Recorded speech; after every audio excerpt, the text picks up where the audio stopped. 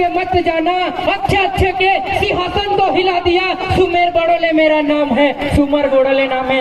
ऐसे हमारे जाबाज युवा साथी को मैं इस पावन धरती पर आए, इसलिए उनका हार्दिक हार्दिक अभिनंदन स्वागत करता हूँ। बहुत बहुत धन्यवाद दादा। और साथियों, सबसे पहले सरवा कोयड़ा की इस धरती को मैं नमन करता हूं और हमारे बीच में उपस्थित हमारे पुरखाओं को मैं नमन करते हुए आप सब मेरे भाइयों और बहनों को भी मैं नमन करता हूं। सबसे पहली बात साथियों, ये जो जन जागृति का प्रोग्राम है पिछले 1 तारीख से अनवरत रूप से अलग अलग जिलों में और अलग अलग ब्लॉकों में मनाया जा रहा है। साथियों, ये किसी नेता की रैली या किसी नेता का प्रोग्राम नहीं है, ये आपके अपने लिए किया जाने वाला जन जागृति वाला प्रोग्राम है। साथियों, इस कार्यक्रम को आयोजित करने वाली टीम भाई राजू ओरे और उसके तमाम साथियों के लिए एक बार जोरदार तालियां बजा दीजिए साथियों, क्योंकि ऐसे कार्यक्रमों के लिए रात दिन की मेहनत लगती है, रात दिन मेहनत करना पड़ता है। साथियों, अभी मैं देख रहा था जब ये कार्यक्रम था तो सबसे पहले मैं आप सब जनता से एक सवाल पूछना चाहता हूं, यहाँ पर मुझे बता दे निडर होकर कितने कर्मचारी अधिकारी हमारे समाज के बैठे हुए, हाथ ऊपर करें। गिने चुने अधिकारी कर्मचारी है। साथियों, ये बहुत दुख की बात है।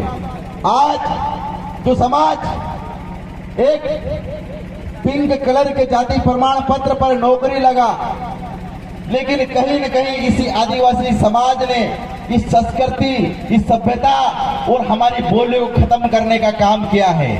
और वो जिस सर्टिफिकेट पर नौकरी लगने काम करा, वो समाज का अधिकारी कर्मचारी आज टीवी और बीवी में मस्त है शहर में जाकर। साथियों, ये बहुत दुख की बात है। जिस समाज के लिए, उसके जन जागृति के लिए उसको सबसे पहले आना चाहिए था, वो आज अधिकारी कर्मचारी अपने घर में घुस के बैठा हुआ है। उसको सबसे पहले आना चाहिए था। हमारे पुरखाओं ने आज जो बलिदान दिया है, हमारे बीच में मौजूद टंटिया मामा, आप क्या समझ रहे हो? आज जो हमारे पास में मुक्ति मोर दादा ने बहुत शानदार बात, मुझे ऐसा लगता है कि सभी को बातें समझ में आ गई थी। मैं उन्हीं बातों को कम से कम थोड़ा थोड़ा आगे बढ़ाने का काम करूंगा। मैं टंटिया मामा ने जो बलिदान दिया है, बिरसा मुंडा ने जो बलिदान दिया है, आज हमारे अगर सर पे जो कपड़ा है, जो आज हम सर पे जो पीला गमछा बांध के घूमते हैं, इतने दहाड़ने की बात करते, इतना अच्छा काम करने का आयोजन करने का काम करते हैं, तो ये किसी नेता के बदौलत नहीं है साथियों। ये 200 सालों का संघर्ष, हमारे पुरखाओं का संघर्ष है, उन्हीं की देन है साथियों आज। और ऐसे जन जागृति वाला प्रोग्राम जो होते हैं साथियों, ये प्रोग्राम जो होते हैं, ये कहीं न कहीं हमें नहीं चाहिए सरकारों से आज की स्थिति में हमारे नए अधिकार नहीं चाहिए, हमें कोई से नए नियम हमारे लिए बनाओ, लेकिन हमें हमारे जो पुराने दिए गए जो संघर्ष जो था, हमारे जो पहले दिए गए जो अधिकार जो था, बस हमको वही दे दो, वही हमको इम्प्लीमेंट कर दो। 5वीं 6वीं अनुसूची, पेशा एक्ट कानून, उन्हीं को बचाने के लिए ये कार्यक्रम किए जाते हैं साथियों। हम वही मांग करते हैं और ये आप सब पर डिपेंड करता है, आप सब युवा पीढ़ी पर डिपेंड करते हैं। आज सिरा ठोक के ये कहना है सरकारों को कि अगर कभी हमारे नियमों को, हमारे कानूनों को अगर खत्म करने का काम किया, तो तुम्हारी छाती पर पैर रख के हम तांडव भी करेंगे साथियों। ये कहना पड़ेगा, क्योंकि आज वो आखिरी पीढ़ी है आप लोग। आपके तमाम आए दिन आपके अधिकारों को खत्म किया जा रहा है। आपके जितने नियम कायदे थे, आपकी आदिवासियत को खत्म किया जा रहा था। जैसे कि सबसे पहले कहा गया साथियों, इस देश में सबसे पहले आदिवासियों को वनवासी कहते थे, फिर गिरिजन कहते थे, फिर जनजाति कहने लगे। आज कहीं न कहीं ये ऐसा माहौल बना हमारी एकता का कि कम से कम आदिवासी कहना पसंद करते हैं साथियों। तो इन लोगों को तो आदिवासी शब्द से भी नफरत है। क्यों? कि उसी आदिवासी शब्द में लिखा हुआ है कि आदिवासी तुम्हारा बाप है, तुम सब बाहर से आए हुए हो। तो इनको उसी आदिवासी शब्द में सबसे ज्यादा नफरत छुपी हुई थी साथियों, हम कहीं पर भी जाते हैं, हमें ऐसा आदेश होता है वहां से भी लोकल जो समस्याएं हैं। ऐसा मैंने सुना था कि यहाँ पर कहीं पर हमारी विधायिका महोदय भी बैठी हुई है। आज मैं उन विधायिका बस ठीक है, मैं उस विधायिका महोदय से भी कहना चाहता हूँ कि पिछले वो उसी विधायिका की बात नहीं है, मैं तमाम 47 विधायक जो बने हैं, मुझे आप लोग बताइए वो 47 विधायक जो बने हैं, मध्य प्रदेश में 6 सांसद बने हैं, मैं आप सबसे जानना चाहता हूं वो विधायक और सांसद कौन से समाज के बने हुए हैं। मैं आप लोगों से पूछना चाहता हूं कौन से समाज के हैं वो 47 विधायक, सांसद और यहाँ के विधायक कौन से समाज के हैं, आप लोग बताएं। लेकिन मैं आपको इस बात से प्रूफ कर दूं कि 47 विधायक 6 सांसद हमारे आदिवासी समाज के है ही नहीं। इस बात से बड़ी जिम्मेदारी से कह दूं मैं यहाँ पे इस बात को और प्रूफ कर दूं। यहाँ पे बैठी हुई है कई विधायक महोदय, मैं तो पहचानता नहीं हूँ, लेकिन मैं कह देना चाहता हूँ बड़ी जिम्मेदारी साथ में 47 विधायक 6 सांसदों के कह दूं मैं कि वो हमारे समाज के है ही नहीं। क्यों? ये 47 जो विधायक बने हुए हैं, 6 सांसद बने हैं, इनके विधायक प्रतिनिधि और सांसद प्रतिनिधि सूची निकालो आपको इनका विधायक प्रतिनिधि मिलेगा अग्रवाल, इनका विधायक प्रतिनिधि मिलेगा शर्मा। विधायक प्रतिनिधि बहुत बड़ा पद होता है, मैं तो कहता हूं विधायक से बड़ा तो विधायक प्रतिनिधि होता है। हमने इसलिए चुना था, आप हमारे समाज में सबसे पहले विधानसभा में बात उठाएंगे हमारी। मैं यहाँ की विधायिका से भी पूछना चाहता हूँ, आपने कितनी बार बेरोजगार युवाओं की बात रखी है? एक सीढ़ी उतरी तो पहली बात का है, दूसरी सीढ़ी दूसरी बात। उनकी बातों को आपने नोट करके घर ले जाना था। उन्होंने कहा था आप इस देश के मूल मालिक हो। कितने आदिवासियों ने इस बात की नोटिस करा है? किनके घरों में लिखा है मैं इस देश का मूल मालिक हूं? अरे आप इस धरती को बचाने वाला आदिवासी हो, आखिरी कौम हो इस धरती की। घर में जाके लिख देना है दीवार पे सा, मैं इस धरती का मालिक हूं, आप इस धरती के मालिक हो। आप बचे हो, ये धरती बची हो, और इसीलिए ये विश्व आदिवासी दिवस मनाया जाता है। आपको बहुत गंभीरता से ये बात लेना पड़ेगी। आपको पहले तो अपने आप में कहना पड़ेगा कि मैं इस देश का मालिक हूं, तभी तो आप पुलिस प्रशासन से भी सवाल कर सकते हो कि आईपीसी सीआरपीसी कैसे लगती है, हमको बताओ। हमारे गांव में बिना अनुमति के आप कैसे घुस जाते हो, हमको बताओ। अरे आपके ग्राम सभा के बिना अनुमोदन से एक पेड़ नहीं काटा जाता है, इस बात का नॉलेज आपको होना चाहिए। ये नियम है। अगर मुझे आपको ऐसा लग रहा है कि लांडा मैंने बाज रही हूं, तो आपके सरपंच को जाके पूछना, जरा सा भी निर्माण कार्य होता है ग्राम सभा का अनुमोदन के बिना वो काम नहीं होता है। ये तो आप लोग उसको अनभिज्ञ किया जा रहा है, आपको बताया नहीं जा रहा है। ऐसे कार्यक्रमों का यही तो महत्व है, आपको बताने का कि आप कौन हो, आपको बार बार जगाया जाता है। साथियों, इससे पहले मेरे वक्ताओं ने कहा था, हमारे गोपाल सर ने कहा था कि आपके बच्चों को पढ़ाना। मैं हर मंच से कहता हूं, माता बहने पहले तो एक बार हाथ ऊंचा करे। नारी शक्ति आई है, नई क्रांति लाई है। नारी शक्ति आई है, नई क्रांति लाई है। जब तक सभी नारियां हाथ नहीं उठाएंगे मैं यही नारा लगाता रहूंगा, नारी शक्ति आई है, नई क्रांति लाई है। इससे आगे नारा है, नारी शक्ति जागेगी सारी समस्या भागेगी। नारी शक्ति जागेगी सारी समस्या भागेगी। मेरी बहनों और भाइयों, एक दूसरी बात और लेके जाना है यहाँ से। मैं हर मंच से बोलता हूं, ये एक रोटी भले ही कम खाना,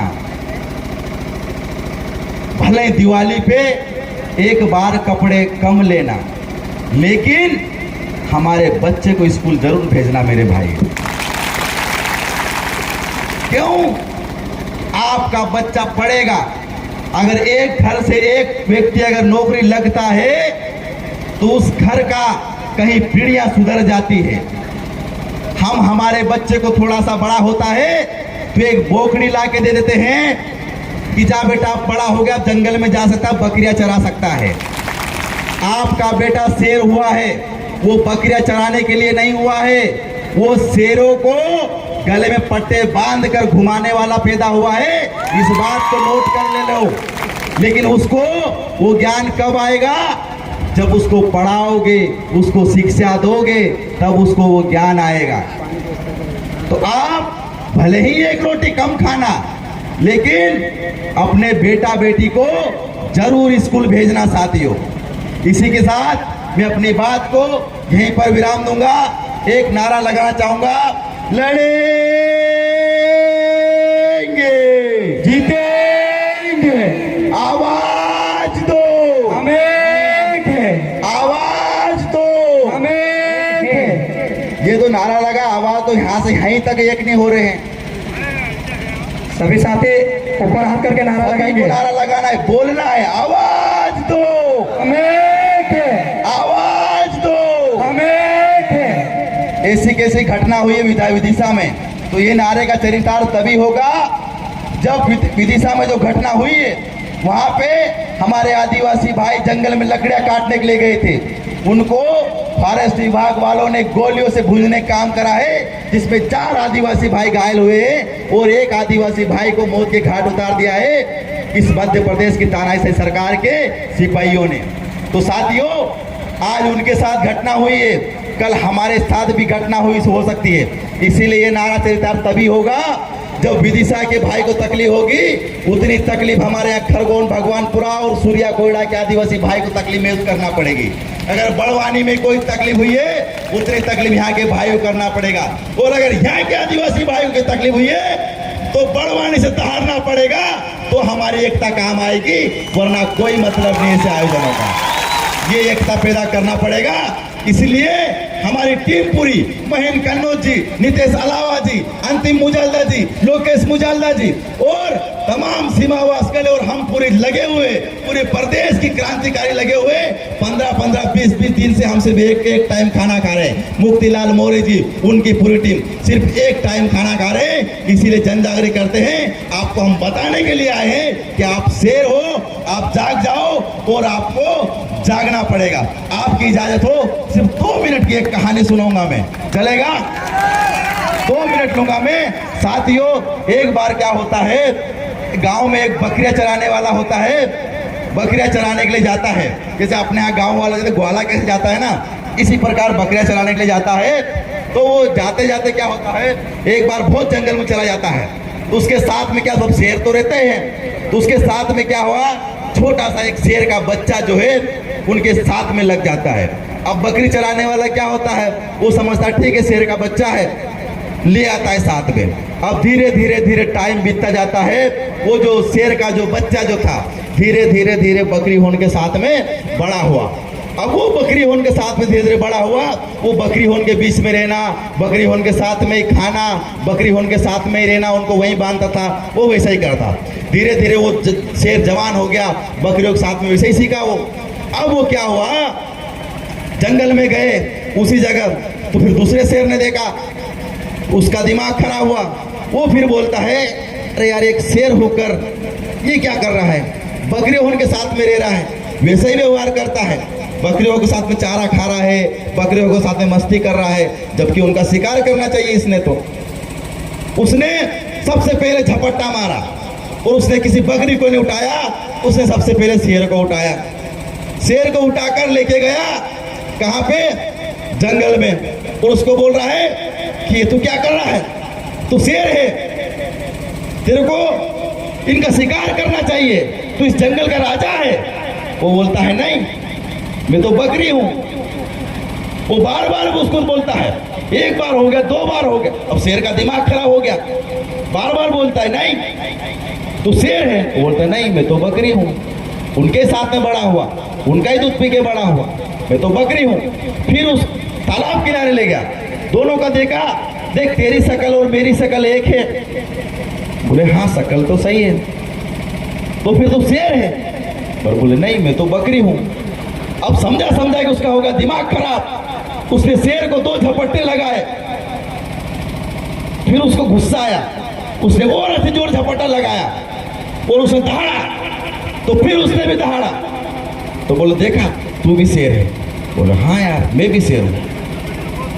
सेम टू सेम हम बार बार आप लोगों को बोलते हैं कि तुम शेर हो, लेकिन कहीं न कहीं बकरियों के बीच में रहकर तुम बार बार बोलते हो कि नहीं मैं तो बकरी हूं। हम और बोलते हैं अरे कहाँ इनको चक्कर में पड़े हो, तुम इस देश के मालिक हो, जल जंगल जमीन के रखवाले हो। लेकिन फिर थोड़े दिन विश्व आदिवासी दिवस ऐसे कार्यक्रम अटेंड कर ले, फिर उसके बाद वही का वही, नहीं मैं तो बकरी हूं। अरे तुम इस देश के मालिक हो, तो इस बात को ध्यान रखना पड़ेगा। इंकलाब जिंदाबाद, लड़ेंगे और जीतेंगे। और जब तक 1 लाख पदों की भर्ती नहीं की जाती है, शिवराज सिंह चौहान के लिए हम ऐसे ही उनके सामने डंके की चोट पर बोलते रहेंगे। धन्यवाद।